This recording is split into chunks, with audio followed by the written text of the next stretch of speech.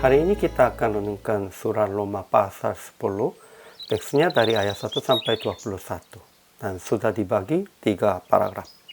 Paragraf yang pertama ayat 1 sampai 3, Paulus berdoa untuk menyelamatkan Israel yang giat untuk Allah, tetapi tanpa pengertian yang benar, yang tidak tunduk kepada kebenaran Allah. Kedua, ayat 4 sampai 13. Kristus adalah kegenapan hukum Taurat, sehingga kebenaran diperoleh tiap-tiap orang yang percaya. Mereka dibenarkan dengan hati percaya dan diselamatkan dengan mulut yang mengaku. Jadi barang siapa yang berseru kepada nama Tuhan akan diselamatkan. Paragraf yang ketiga ayat 14 sampai 21. Tetapi Tuhan telah mengeluarkan tangannya kepada bangsa yang tidak taat dan yang membantah. Kesimpulan hari ini, Paulus berdoa kepada Tuhan untuk keselamatan bangsa Israel. Mereka sungguh-sungguh giat untuk Allah, tetapi tanpa pengertian yang benar. Sebab itu mereka menolak Yesus dan usaha untuk diselamatkan melalui hukum Taurat. Allah janji bahwa barang siapa yang percaya kepada Dia tidak akan dipermalukan dan dapat diselamatkan. Tak ada perbedaan di antara orang Yahudi dan orang Yunani. Barang siapa yang berusul kepada nama Tuhan akan diselamatkan. Tuhan tetap menunggu akan mereka kembali sambil sepanjang hari mengeluarkan tangannya kepada mereka. Ajaran tentang Allahnya. Pertama, Kristus adalah kegenapan hukum Taurat, sehingga kebenaran diperoleh tiap-tiap orang yang percaya. Kedua, Yesus adalah Tuhan. Allah telah membangkitkan Dia dari antara orang mati. Ketiga, Allah yang satu itu adalah Tuhan dari semua orang, kaya bagi semua orang yang berseru kepadanya. Ajaran tentang manusianya. Pertama, Paulus berdoa kepada Tuhan untuk Israel diselamatkan. Kedua, Israel giat untuk Allah tetapi tanpa pengertian yang benar.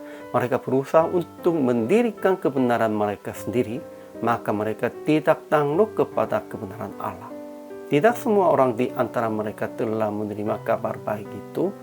Yesaya sendiri berkata, Tuhan, siapakah yang percaya kepada pemberitaan kami? Ketiga, Musa menulis tentang kebenaran karena hukum Taurat. Orang yang melakukannya akan hidup karenanya.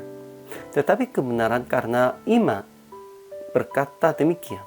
Mereka mengaku dengan mulutnya bahwa Yesus adalah Tuhan dan percaya dalam hatinya bahwa Allah telah membangkitkan Dia dari antara orang mati, maka mereka akan diselamatkan.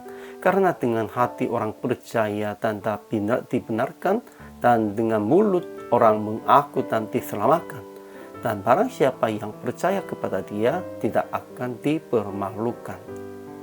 Iman timbul dari pendengaran dan pendengaran oleh firman Kristus.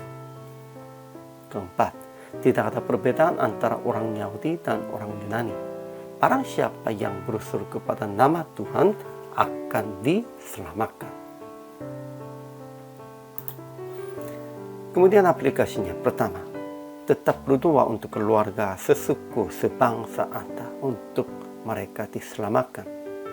Ya, Paulusnya sungguh hatinya begitu rindu tentang keselamatan sebangsa Israel. Kita juga harus berdoanya demikian itu untuk keluarga, sesuku, sebangsa.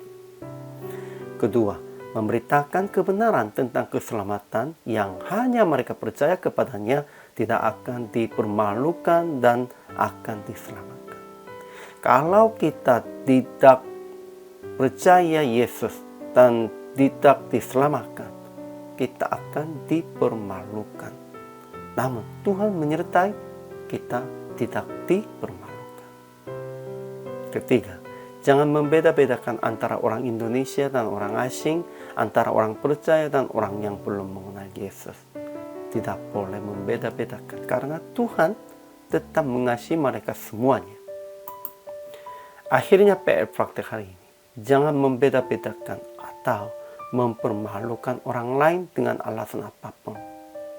mengaku bahwa Anda tidak dipermalukan di dalam iman dan pengakuan yang Yesus adalah Juru Selamat dan Tuhan kita. Kita harus mengakunya tentang itu, bukan hanya di dalam hati sajanya, harus mengakunya di depan orang-orangnya.